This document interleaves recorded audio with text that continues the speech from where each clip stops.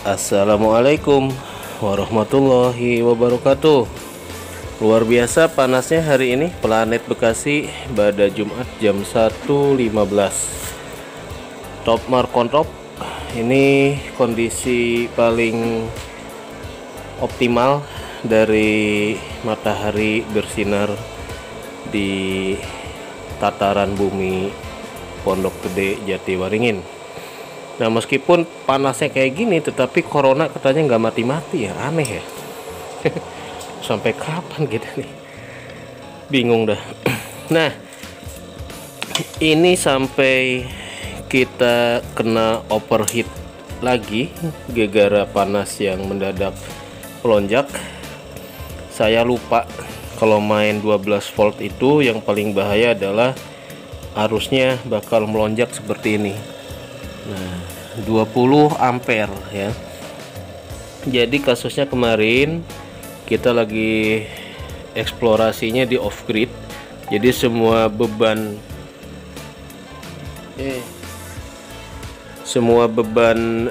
di rumah itu dijalankan oleh off grid inverter Kenika. Jadi dari pagi sampai siang semuanya nyoba ke jalur ini, dan inverter Kenikanya kerja keras dari pagi sampai sore. Nah, si on grid karena perabot yang paling berat itu adalah lemari pendingin 200 watt, kurang beban. Nah, tapi feeling saya sih kalau kurang beban pun on grid itu nggak masalah ya, kayaknya sih, dugaan saya. Jadi kemarin kejadian ini sampai meleleh seperti ini. Untung udah pengalaman dengan bau gosong, cuma agak kaget juga ya. Apa namanya, ternyata bahaya arus 20 meter itu udah bisa menyebabkan meleleh seperti ini. Kalau aksesoris yang kita punya ini juga memang speknya ini nggak sampai ke 20 amperan. Ini sih di labelnya 25 ampere, cuma ternyata kena 20 aja nih udah panas banget.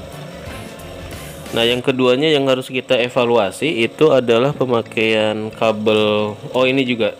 Jadi saya untuk yang on grid ini karena masih baru seminggu 2 minggu, jadi si MCB nya belum datang karena belum diorder atau emang ya namanya online lama ya. Nah, MCB ini belum pakai MCB. Nah, jadi nggak ngetrip langsung panas. Jadi MCB dari jalur panel ke sebelum ke inverter atau ke controller memang itu wajib ya, untuk menghindari kejadian seperti ini. Cuma kemarin juga nih aneh, si wattmeternya nggak nyala, jadi saya agak kurang nyaman, kurang pede, kurang confidence kalau pakai yang model DC breaker seperti ini nih. Ini nggak tahu kalau lebih 30 ampere beneran dia ngetrip atau enggak. Nah, saya belum paham juga ya. Jadi lebih baik pakai MCB DC yang memang yang untuk peruntukannya lah ya, yang meyakinkan gitu. Saya aja nggak meyakinkan nih. Jadi PR untuk ke depan, setiap jalur dari panel ini selayaknya wajib pakai MCB, apalagi kalau seperti ini main 6 panel, ternyata arusnya luar biasa ya, 20 ampere. Satu panel 100 watt peak bisa 5, kalau 6 mungkin bisa 30 ya, lupa tuh kalkulasi gitu ya. Nah, ini mentok mungkin ampere peaknya di atas 20 kemarin ya, sehingga sampai nempel kemarin. Nah, ini PR perbaikan, dan khususnya untuk kayak saya yang DIY PLTS untuk awam, ini harus hati-hati banget, harus diperhatikan bahwa patokan ampere 20 ampere tuh udah kita harus siap siaga lah gitu ya. Ini karena kebenaran aja nih, di rumah terus, jadi saya bisa mantau tiap hari. Kalau misalkan keluar kota sih saya copot dulu itu panel, saya off kan dulu agar lebih aman gitu. Selama ini sih nggak pernah ditinggal keluar kota kalau settingannya melebihi kapasitas dari kabel dan perangkatnya. Pernah keluar kota cuma di 400 watt peak aja, itu masih aman ya. Begitu ditambah 2 panel ternyata overheat. Ini juga sama yang off grid, begitu ditambah 300 panel ini settingannya nih penuh terus nih aki. Jadi 2 aki ini kurang untuk 900.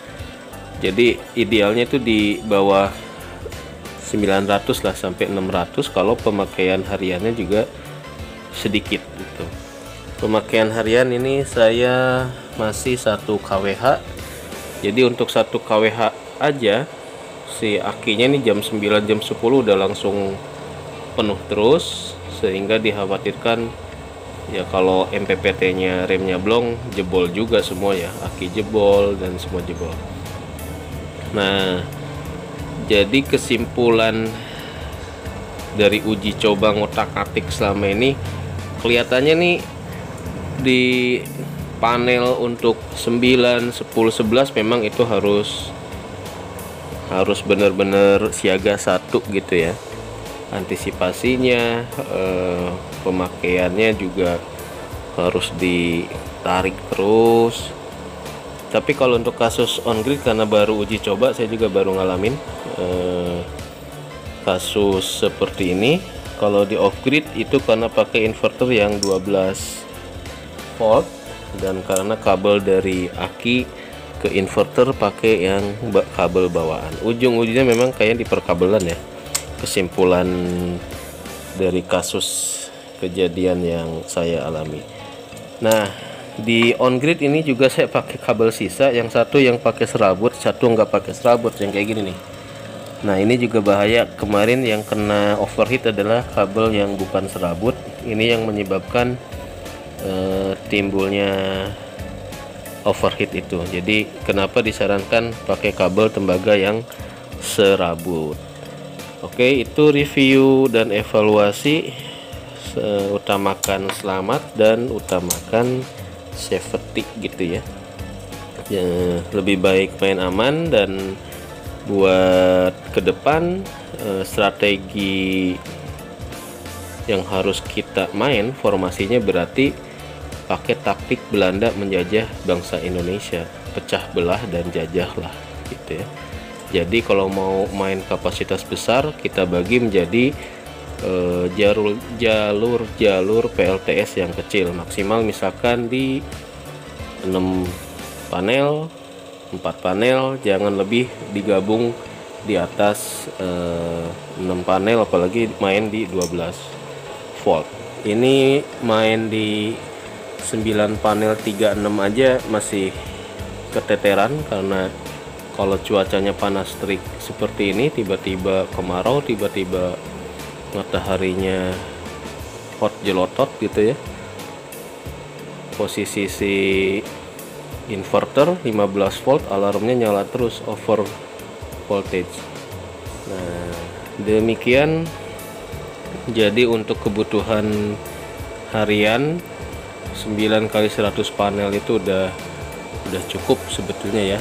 Tinggal solusinya kalau mau mempertahankan 9 panel, tambah aki lagi 1 atau 2 biar panenannya bisa diserap dan nggak capek nih. Kalau kayak gini nih, karena panennya sekarang berapa nih, ini bisa 3 kilowatt hours ya. Ini udah 1,7, jam 1 1,7, berarti menjelang jam 5 mungkin di atas 2 kWh. Nah, karena ini panas harus dimanfaatkan, jadi ya strateginya banyak-banyak kegiatan lah. Merebus kentang nih, kita cari magicom yang rusak buat ngerebus kentang ya. Demikian evaluasi si on grid nih. Waspadalah untuk 12 volt. Jangan lupa pakai breaker, pakai MCB, kabel juga ukuran dan speknya. Oh iya ya, kemarin kabelnya ini kecil, ini cuma berapa, enggak, minimalnya harusnya 2,5 kali ya, 2,5 mm. Kemarin pakai karena ini uji coba jadi asal nyambung, ternyata lupa. Nah begitulah. Oke, demikian, semoga bermanfaat. Utamakan keselamatan perangkat PLTS Anda. Wassalamualaikum.